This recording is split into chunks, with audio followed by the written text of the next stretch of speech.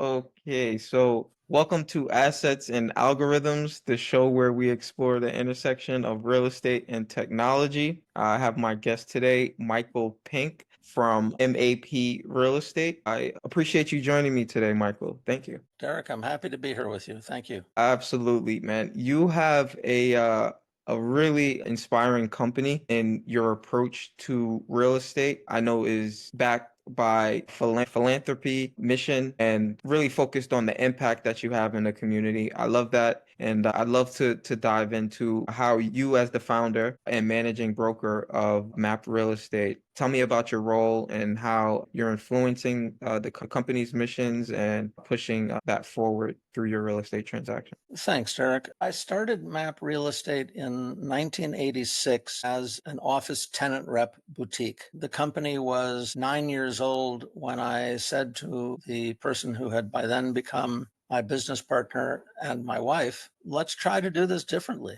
And so we began a practice that we called investing in communities. And it wasn't a big thing. It wasn't a separate nonprofit. It wasn't a foundation. It wasn't anything other than a business practice that we wanted to experiment with. And because we're in a licensed profession, we had to go about doing that in a very, very prescribed fashion, or we would find ourselves unable to keep our real estate license. So it kind of blew me away, but even if we were giving money away, we had to do it in a very prescribed way. And specifically, we learned from the Department of Professional Regulation in Illinois, which oversees real estate licensees, that we could give the money to our client, but we could not give the money to a charity chosen by our client. The former is permitted, I think, perhaps still in 40 states with varying degrees of latitude. Their licensees may give part of their commission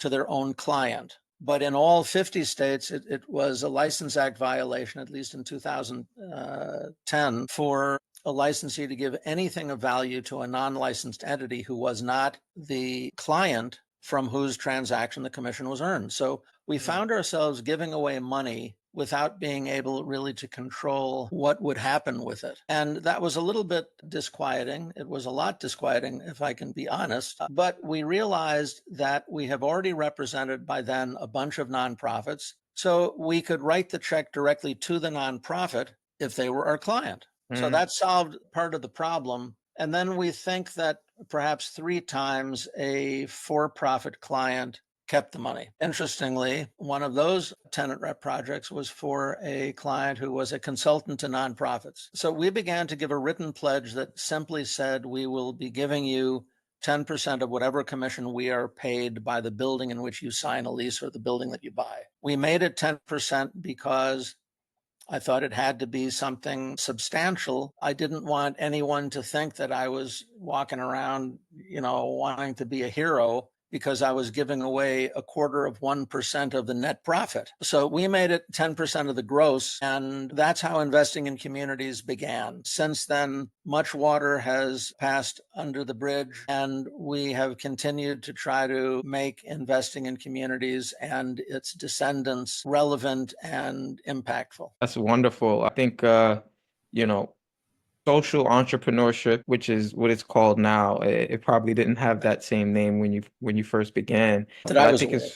I think it's really important, right? And it sounds like you were really a pioneer of that style of entrepreneurship, at least in the real estate space, the commercial real estate space. So I love that. If I may, let me try to put the whole thing into context. We had, first of all, I had yet to hear the term social enterprise, but I did understand that referral fees were routinely passed between brokerage companies with great pleasure on both sides. And further, I learned that with very large tenant rep assignments, the kind that I have never chased, because I don't think I'm going to win the beauty contest. I had heard that in the request for proposal would be a question. And the question was, what percentage of your commission will you give to us if we choose you to be our broker? So that was already happening in big deals. I don't think it was happening at all at the small and medium sized end of the market. And so I think probably that we introduced it in the context of transactions of that smaller magnitude. And I do think it's the case that at least in Chicago, if not perhaps more broadly, others have become, shall we say, sensitized to the value in the marketplace of being perceived as, a good corporate citizen instead of the opposite. I love that. I think, there is a perception now on good corporate citizens versus bad. I think it's PR firms have been working to present their clients as good corporate citizens for a ton of time, but I think it comes out really in the day-to-day operations, right? The day-to-day tasks and initiatives that a company implements. And I love that you've been doing that for decades now. And I'd love for you to talk a little bit about that day-to-day and how you balance the client's needs with that commitment to the community impact through investing in communities. Thanks. I'll try to do that. The commitment is a blanket commitment, and we make the commitment whether it's the first deal of the year or the 50th deal of the year. So we really don't do business in any other way than exactly what we're talking about. I've never thought that it was incumbent upon us, or even that we were equipped to evaluate whether or not this or that cause or this or that organization serving a particular social cause was worthy of support. It seems to me that if the government, gave them a license, so to speak, by making them tax exempt, that they're probably doing something good. Might they be doing it better or worse than another organization? Absolutely. But I'm not the one who knows how to find that out. And I don't think it's my responsibility to find that out. So with regard to impact, for example, we've always understood that regardless of the size of the organization, unrestricted funding is more important than restricted funding. I don't think that that's completely responsive to the exact question that you asked. So let me try again and tell you that with regard to doing business, doing good, which is what we call it, we like the idea of knowing that we were doing it a little bit every day, every single day. If we went to the office to help put food in our own mouths, we were help putting it into other mouths as well. And we didn't want to wait until the big end, we sell the company or, we die. And that's when good starts to happen. We really wanted to do it as we went. And I think that's important, right? Doing good and doing business. I love that phrase. I think that, and I mentioned this before we started recording. I think that there should be more people that are operating in that manner. I know that there's a trend of businesses that are increasingly seeking office spaces that align with their values, including social responsibilities and things of that nature, and building community around that, creating a culture. I think it's amazing that you've been doing this for such a long time. Thanks, Jared. If I may, the reason that there are increasing numbers of companies looking for space and wanting to go about satisfying that business need in a way that might reflect their own interest in, let's call it in general terms, doing business, doing good, the reason is because there are more young people. And I don't know why, but it seems that young people are more interested in this than older people used to be. Yeah. So MAP Real Estate is a B Corp, a certified B corporation. Who knows what will happen to the certified B movement? Who knows what will happen with B Lab? Some controversy has developed in the conversation as a result, for example, of I think it's Nescafe, which is a Nestle brand, having achieved certified B status. And people, I think, are able to remember how Nestle markets baby formula. Again, my job is to bring to the office every morning and to bring to the world that we operate in an interest in doing this and doing business this way.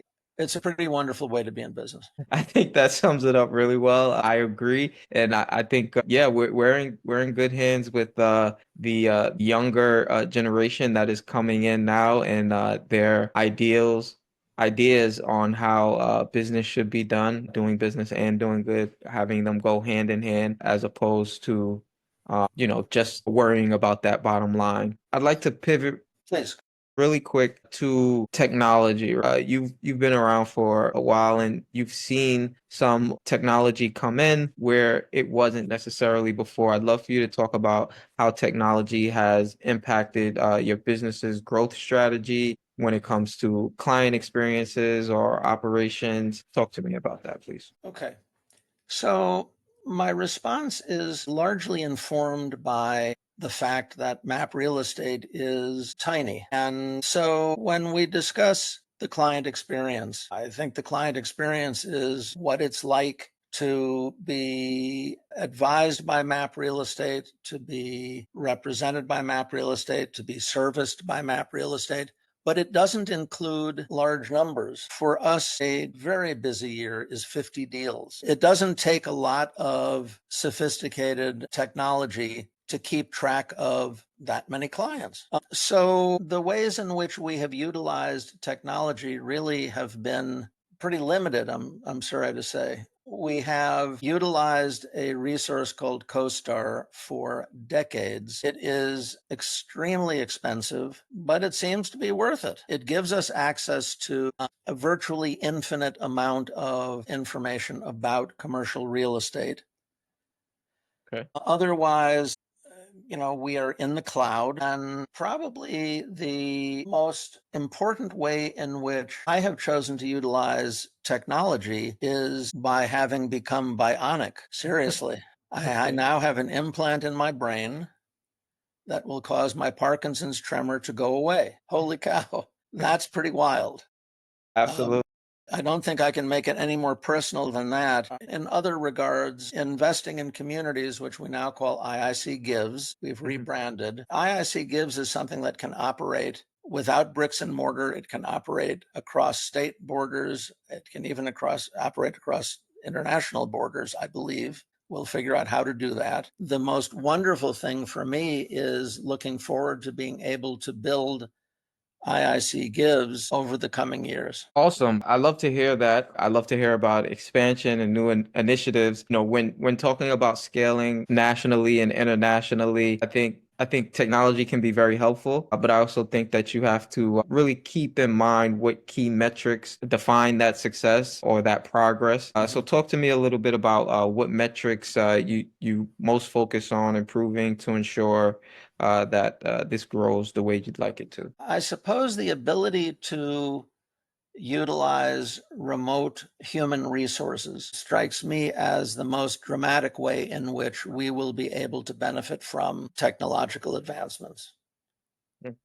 So it's stuff that's already out there, and who knows how far it will go. International calling platforms and other communications platforms, whether it's WhatsApp or something else. AI will be useful, I think, in generating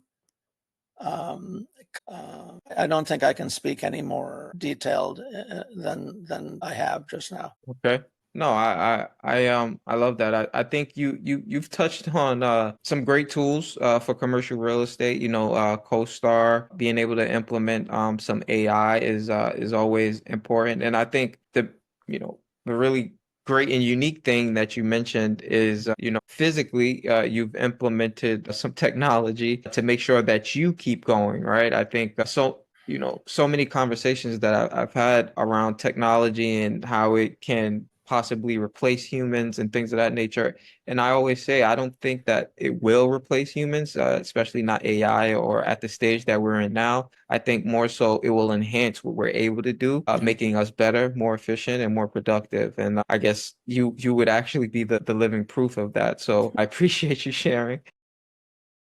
Thank you. I'd love for you to talk about some of your future goals. Where do you envision MAP real estate and investing in communities in the next 6 to 12 months? What'll help you get to that vision? Well, next 6 to 12 months, I think it's going to look very much the way it looks now. Going out further, I think that there's a real opportunity for IIC to scale much more broadly than Map Real Estate. Map Real Estate is a local Chicago commercial, which really means office tenant rep. If we can keep doing that well, then we'll be in very good shape. Investing in communities could go in a jillion directions. We're working on something now, which is a web-based platform that will be almost a clubhouse where people of all ages and all specialties can come to share thoughts and ideas and examples of remarkable interconnections that exist in the world. It is really the essence of, I think, there's no question that it is the essence of human existence and understanding to appreciate more fully the extent to which things are connected and interconnected. And we're doing this in honor of Alex von Humboldt. People who met him at his parents' house many years ago would know him as Alexander von Humboldt, but I think some of his friends might have called him Alex. He is the person who, it seems, more than anyone else, brought to Western culture the understanding that the world is interconnected. You know, if you look at it in the context of IIC, we have built a resource that potentially could operate anytime someone buys or sells residential or commercial real estate using the services of an agent. I believe that that happens in about 70 countries. All of the countries where National Association of Realtors has a significant presence. The reason it has that presence is because U.S. realty brands have a significant market presence there. And we've been told by people who know the world of real estate much more broadly than I do that the IIC model of being able to, in essence, cause a referral fee to come into existence anytime someone buys or sells residential or commercial real estate.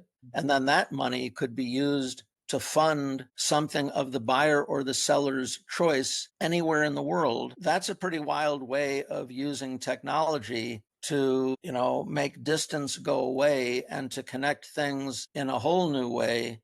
And that's really what we're after. And that sounds amazing. I love the vision. I think it's definitely not only on brand, but it's on trend, and I'd love to support in any way that I can.